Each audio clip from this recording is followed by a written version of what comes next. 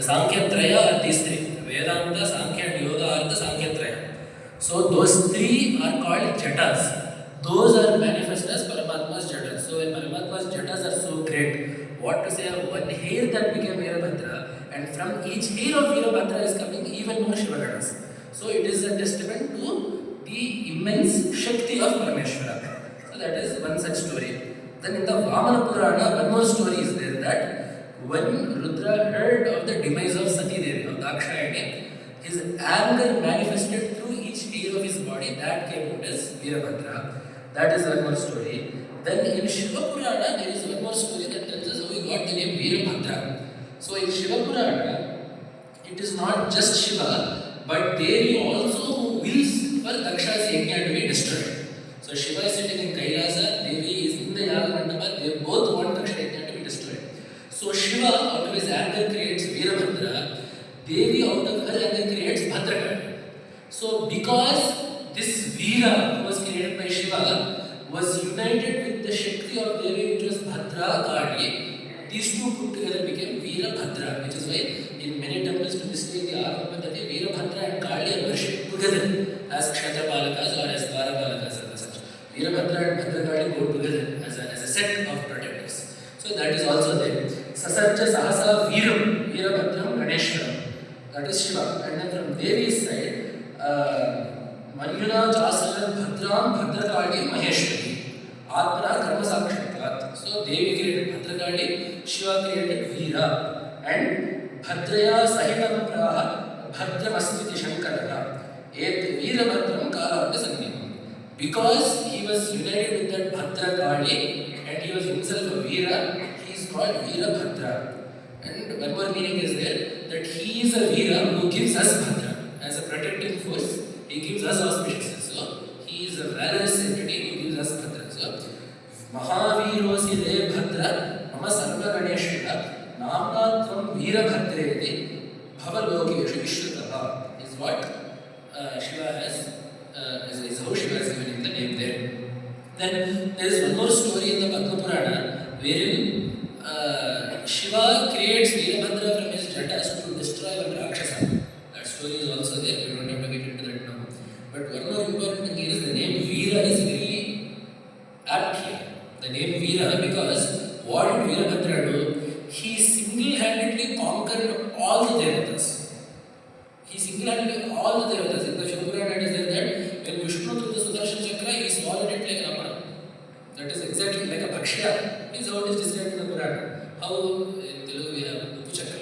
I don't know what it is called. Upu Chakra will be maybe this big, round in color, that hard, biscuit kind of thing. How we will pop that into our mouth. Virabhadra just swallowed the Sudarshan Chakra. Vishnu smiled and said, I knew this would happen. We have to look like we are fighting. We don't actually want to fight you. I'll take it back later, is what they say. In the Shiva Purana, Vishnu is very clear that he and Shiva are on the same side, but he just has to act like he is on Daksha's side. In later on, Vishnu goes to Kailasa and begs for forgiveness on Daksha's behalf. Just as how in Vaishnava Puranas, Shiva begs for Bada's life from Krishna. In the same way, in the Shaiva Puranas, Vishnu goes and begs for Daksha's life from Shiva. Same story, just put it in the mirror image, change within them, we have the Puranas. Done. So in the same way here, Vishnu also, the point is Virabhadra was so powerful that even the Vishnu Chakra was swallowed. And in our Kavyas, there are many Kavyas that have come, obviously with the Girija Kalyan in mind. And there are some old Telugu Kavyas, Nannachoda, one old Telugu Kavya named Nannachoda, Kumarasambhava. This entire aspect of Virabhadra coming to the Yaga, he has made into a proper comedy scene. So he describes what each Devata did with their Vahana. Indra is desperately trying to climb up Airavata. Airavata is not in the mood to, because Virabhadra is coming, everybody is terrified. So Airavata is not in the mood to wait, bend down, let Indra climb up and then start walking. It is wanting to get out of the place. So Indra is hanging onto Airavata's back leg trying to climb it. They said that this looks like a peacock trying to climb Himalaya Parvata. Because Indra is Sahasraksha, the peacock also has many eyes. Airavata is right, Himalaya is right. Then there is one more thing. When Yama himself is a death, he is scared of his own death now. He did not get a chance to sit on the buffalo. He fell onto the buffalo sideways, such that he is like this across the buffalo, and he is dark and sweating. It looks like someone has put a uppu basta on Mahisha, a bag of salt. That if you see a bag, they will be wet, right? A wet bag of salt will be lifted and just dropped onto a buffalo or a donkey, such that it will carry. When Yama just collapsed onto the buffalo sweating, it looks like a uppu basta, like a sack of salt that has been dropped onto that. Then out of all of this, the biggest joke is Kubera, or Nirruti. His Vahana is a human. See, if you have a human as a Vahana, at least get onto the Vahana. In the confusion of running away, he has taken the Vahana, put the Vahana on him, and he is running. So, in this way, he has shown that Veerabhadra struck such terror into the hearts of the Devatas that nobody knew what they were doing, they just wanted to get out of that place. So, that is the strength of Veerabhadra, and that is why we look to Veerabhadra and Bhadrakali as protectors. Especially in Sanatana Dharma, they are Kshetrapalakas of our temples, and they must be worshipped and propitiated properly such that Dharma must be protected by such devatas. So that name is Veerabhadraya Namaha, and this is the 12th Murti of the 25 Maheshwara Vyuhas. Dvadasham Veerabhadrakam. This is what is told there. Then Veerabhadra Gananatha. Gananatha is more or less a continuation of the name Veerabhadra.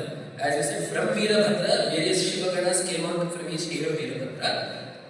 He who is the master of all of those Ganas is Gananatha. Gananathaya Namaha. Veerabhadraya Namaha. Gananathaya Namaha. Then Prajapataye Namaha. Amongst the Prajapatis, one such Prajapati is called Sthanu Mudra. So that form of Mudra that has come as a Prajapati is Sthanu Mudra, who is Prajapati. So Prajapataye Namaha. I will ask you now, if you have 15 more minutes, we can finish one more shloka. If you have to go, we will stay for the we will finish for the day. Shall we continue? Okay, we will go quickly.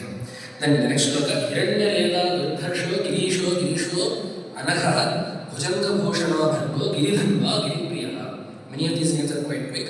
Hiranya Reda, one whose seed is golden. So, here there is a story in the Puranas of how the Brahmanda was created. See, we call this the Brahmanda. Literally, it's Brahma's egg. So, earlier the Sadashiva was there. Trimurti Namtu Sarkasyanantaram Paramashivah. That Sadashiva, after creating the Trimurtis, he ordered Rudra to take part of his Retas, his generative power, and make it into two parts.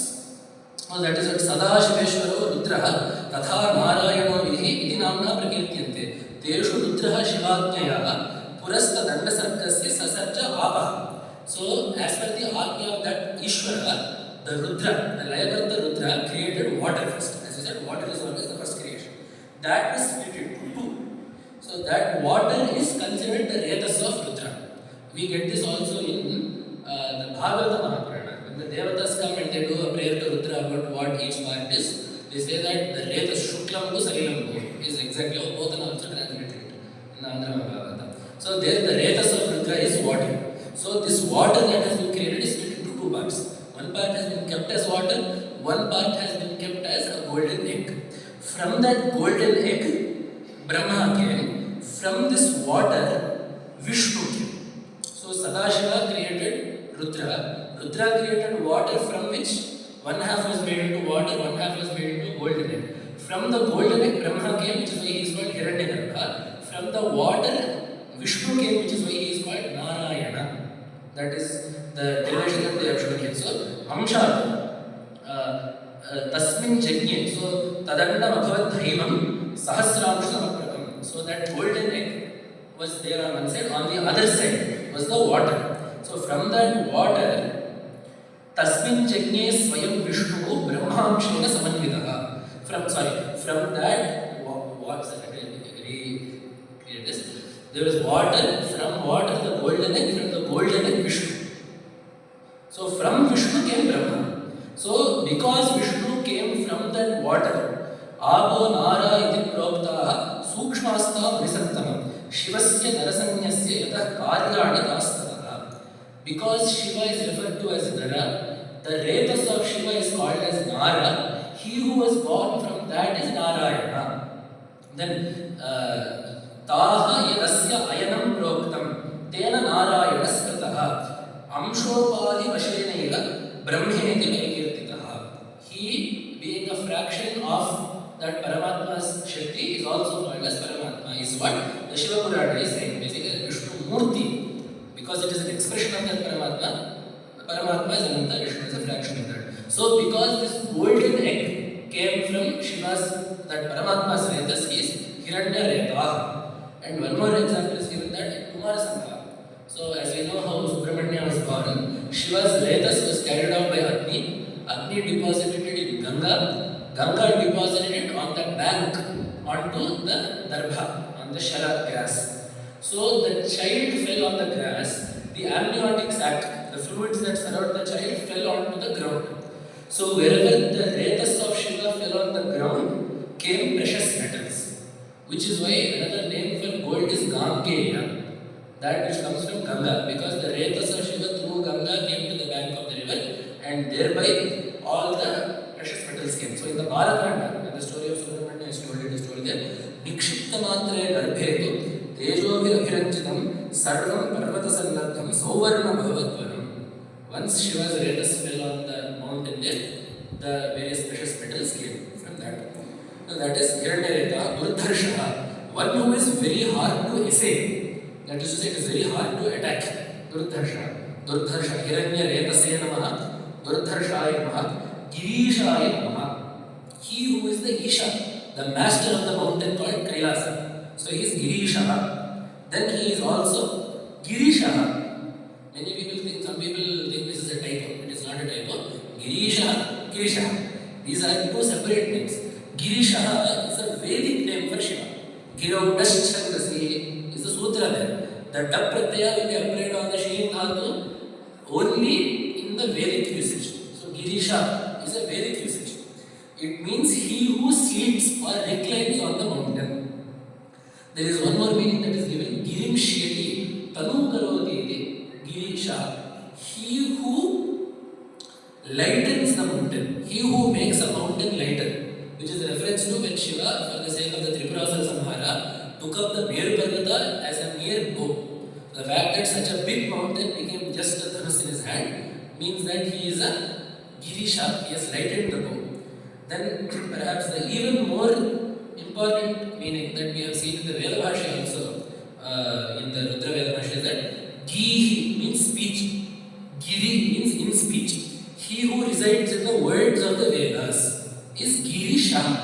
Giri, Vedavachi, Shete. He sleeps or he resides in the words of the Vedas. So his Veda Pratibhadya is what that means. This is the 13th Murti of the Maheshwara Vyuha out of the 25. Trayovimsham Sukhasanam. The Murti that is pleasantly reclining on the Kailasa Parvata is the 13th Murti. Then Anagha. He does not have any attachment to Punya or Papa. Agha is not just Papa, it is Punya and Papa. In the Shastras, in many places we see that the word Papa is used to mean not just ill action, but the results of both actions. So Anagha means he who does not have any flaws, also he who does not have any attachment to any karma. Esha Atma Avatapatma Vijaro Vimrityu Vishwakaha is Upanishad Vakya. Then Bhujanga Ghoshana. He who is adorned by snakes.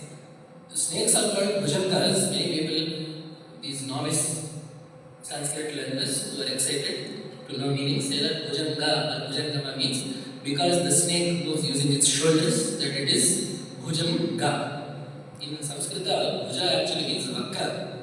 That which walks in a vakra gati is a bhujanga, because the snake does not have shoulders. Only if you have arms can you show shoulders. If you don't have arms, how can you prove the existence of shoulders? So based on this simple logic, Bhujanga does not refer to shoulders, but rather to Bhuja means Vakra, Bhuja Vakre, which is why, what is a triangle called?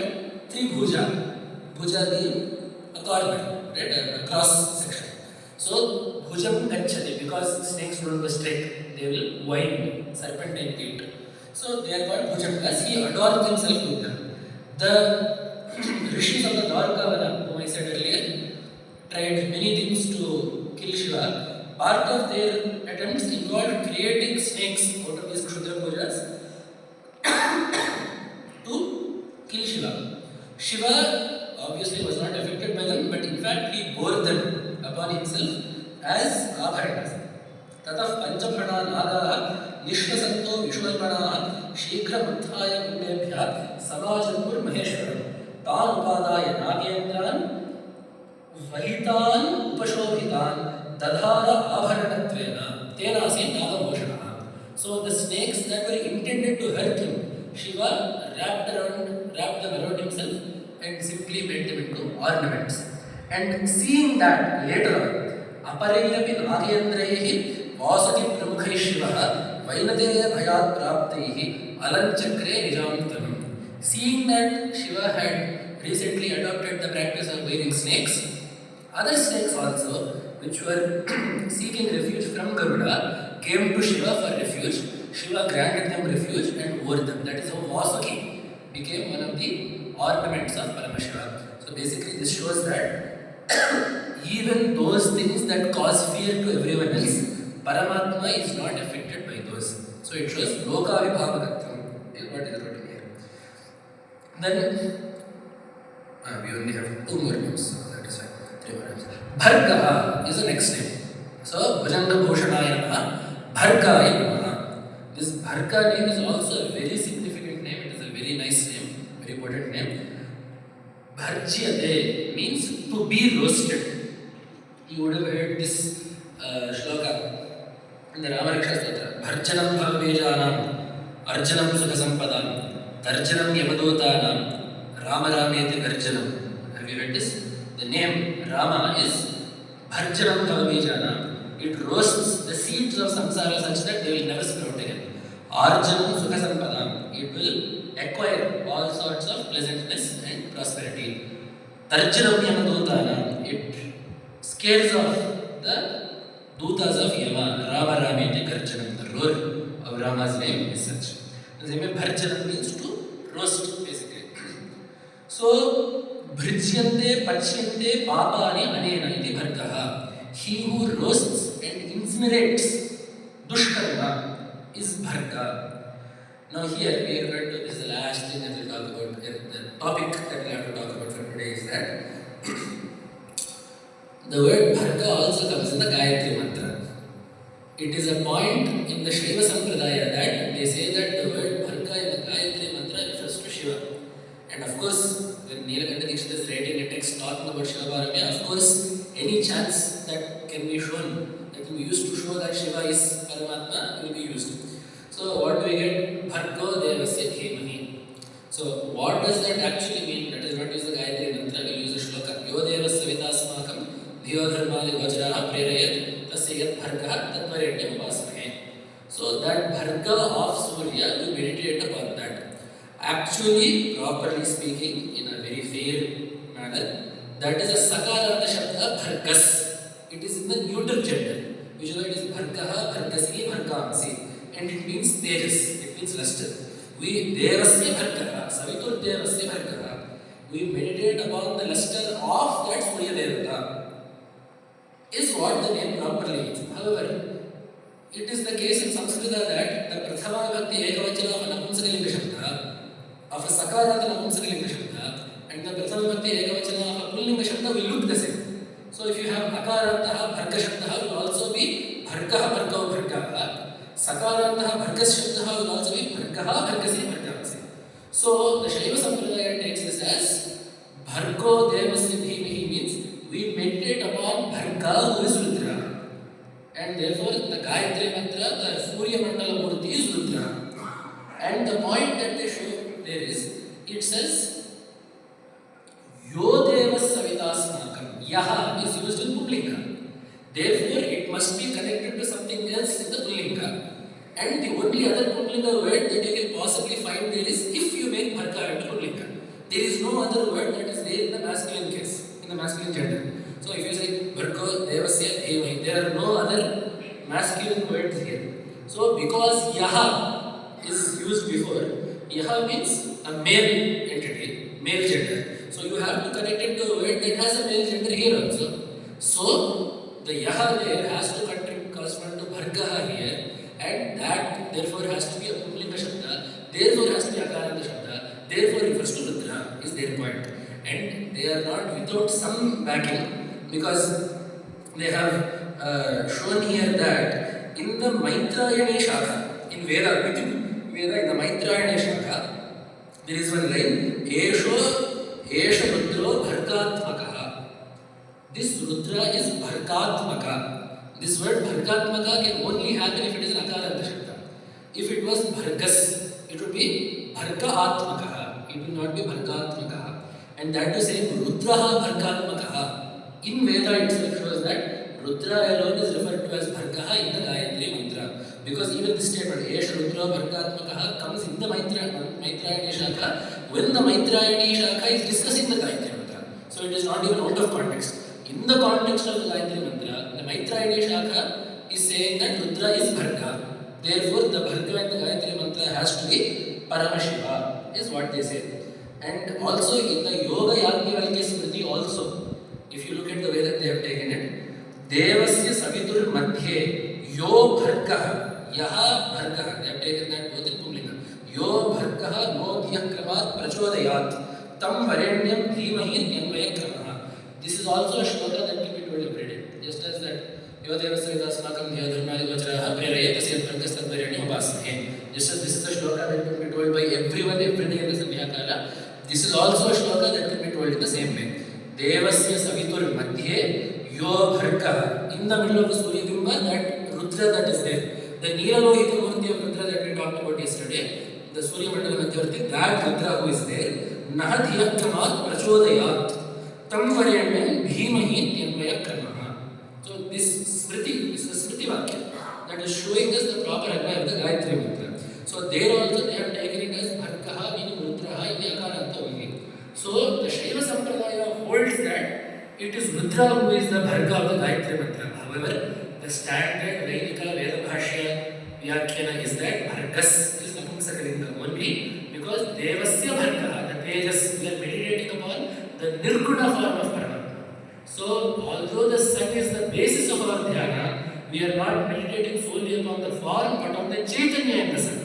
Which is why right after we say, Sayashchaya Purushe, Yashchasa Aditya, Sayekaha. We are concerned with the Chaitanya in the Surya Bimba, which is why Bhargas makes more sense even philosophically as well. We don't mind if we say Rudra is in the sun or Narayana is in the sun. But as per the Veda Bhashya of Sayanacharya, as per the Vidyaranya Bhashya, and as per many other sampradayas also, there is no problem at all, and it is most common to take the word Bharga to mean Bhargas as a Sakaranta Shabda to mean Tejas. So anyhow, that is the name Bharga. There is one more name that is given, which is Bhargaha Sasakshatkarena Bhargas Sasakshatkarena Vidyadatkarya Dahkaha. Because he burns up avidya, he is called Bhargaha. So that is why this name is also very important. Bhargaya Namaha. Giridhanva. Giridhanvane Namaha. He who holds the mountain as his bow. And the last name today is Giripriyaha. Giripriyaya Namaha. He who is fond of the mountain. Because Sarve Shilochaya Punyaha Sarva Nadyascha Bharata. All these mountains and rivers are Punya Kshetras. Regardless of whether there is a Devata there or not, mountains and rivers are all Punya Kshetras. This is our Hindu view.